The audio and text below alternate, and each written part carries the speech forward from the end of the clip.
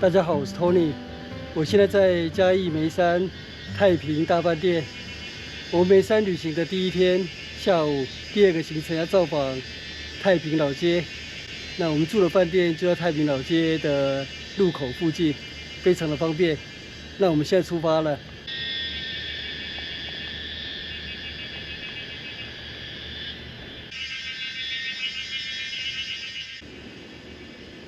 馬路對面那邊就是太平老街的入口之一。我們抵達太平老街，太平老街舊稱大平老街。這邊有岔路，左岔路通往太平雲梯，前面那裡也是老街的入口之一。這是太平三元宮，太平村的信仰中心。我們待會會去造訪。太平老街右側那邊有陳家古厝，陳家古厝興建於1907年，已經有100多年的歷史了。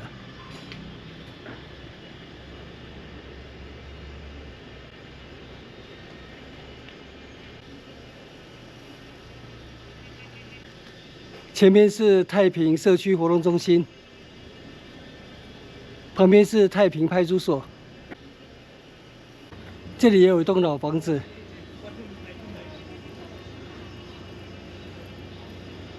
大平牛肉麵。現在下午4點多了，那太平老街這邊的商家大概5點鐘就打烊了。那我們就先吃晚餐，待會再繼續逛大平老街。大平牛肉麵。我們中午也在這邊吃午餐。裡面有一張老照片。這張照片是1925年太平老街大拜拜，熱鬧的景象。這有大平地名的簡介：太平村舊稱大平，乃因村民聚落處為廣大平坦的山區平地，故取名為大平。大平是早期梅山鄉深山部落對外交通必經的街區。牛肉麵。我們繼續逛太平老街。位於海拔1000公尺的太平老街，在接近傍晚的時刻，晚風清涼，走在這樣的老街非常的舒服。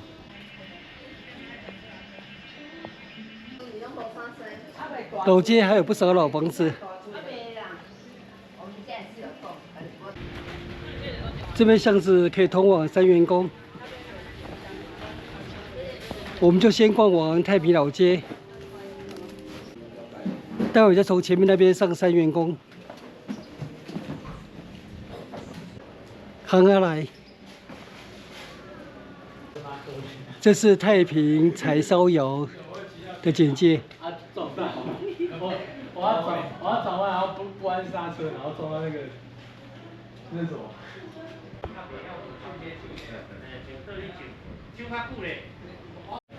從嘉義火車站有7315公車抵達太平老街。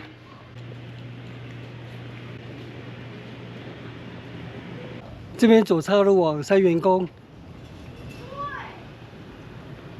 前面是太平國小，暑假校園應該有開放。這邊右側是竹林茶坊，是孝子路步道的入口。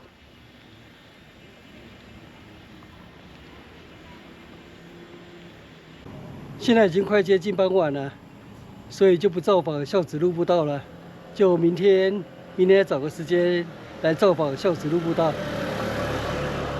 現在先走往太平國小。嘉義縣梅山鄉太平國民小學。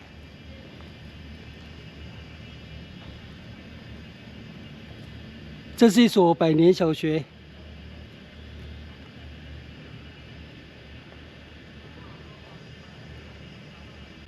太平國小創建於日本時代1922年，最初的名稱是梅山公學校大平分校場，在1937年獨立為大平公學校。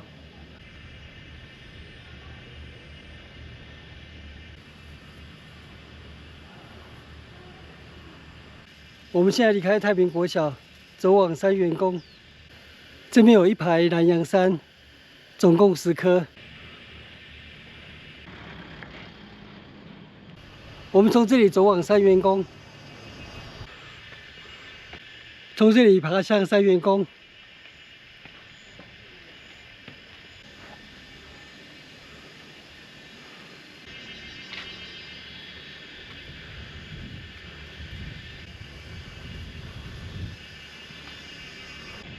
我們抵達太平三元宮，這裡有一件地景藝術作品。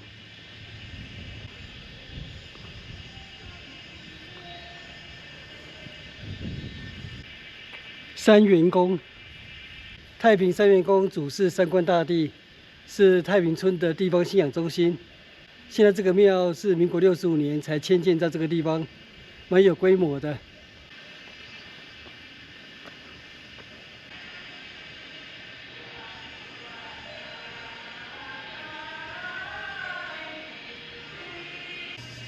住宿報到。哦，三元宮這裡也有香客大樓。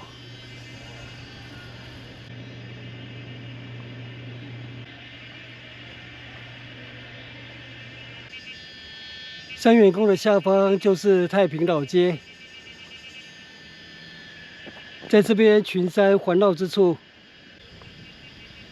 有一處平坦之地，因此先民稱這個地方為大平。這邊可以遠遠望見太平雲梯，在前面那裡。不過今天傍晚前雲層很厚，可能拍不到夕陽彩霞的美景了。我們現在離開太平三元宮了，那廟前面的廣場這邊就有階梯步道，可以直接通往太平老街。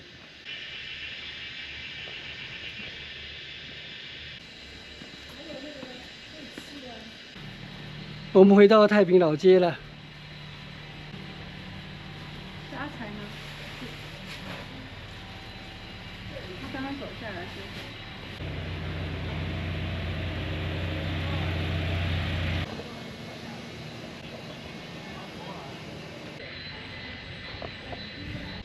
我們隨意的逛完太平老街，本來準備離開了，那不小心在這邊看到一個掉落在地上的，算是導覽牌吧，才突然發現我錯過了一個老街蠻重要的景點，就在太平社區活動中心的後方，這裡有一塊板子，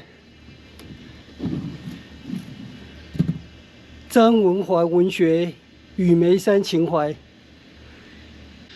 剛剛 Google 了一下，張文環的故居就在太平老街的龍龍商店。幸好剛好看到那一塊掉落的招牌，趕快去造訪一下。龍龍商店，這是張文環故居。張文環，台灣日本時代的重要小說家、雜誌編輯。被譽為台灣的菊池寬。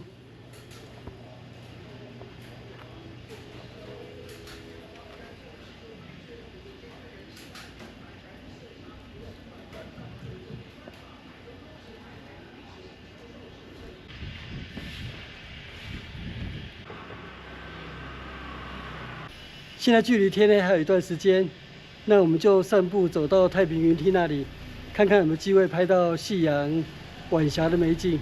雖然機會不大，但是就去碰碰運氣。那我們今天傍晚前的太平老街之旅就在這邊結束，謝謝收看，我們下次見，拜拜。我今天真是老花眼了。太平社區活動中心這片馬賽克牆，這邊作品名稱就有寫張文環文學之印象太平，以文學家張文環的作品裡出現的太平美景為背景，畫面中的葉園、公雞、竹筒屋穿插其間，綿延的彎道代表梅山36彎，兩側的茶園代表梅山的作物，遍地的梅花花瓣象徵未來梅樹處處在梅山綻放的遠景。我發現我離開台北的舒適圈，這旅遊達人的招牌碎得滿地都是。影片下方的文字資訊欄裡面有本次旅行路線的 Google 地圖網址連結，歡迎您點選網址，打開地圖，作為旅行的參考。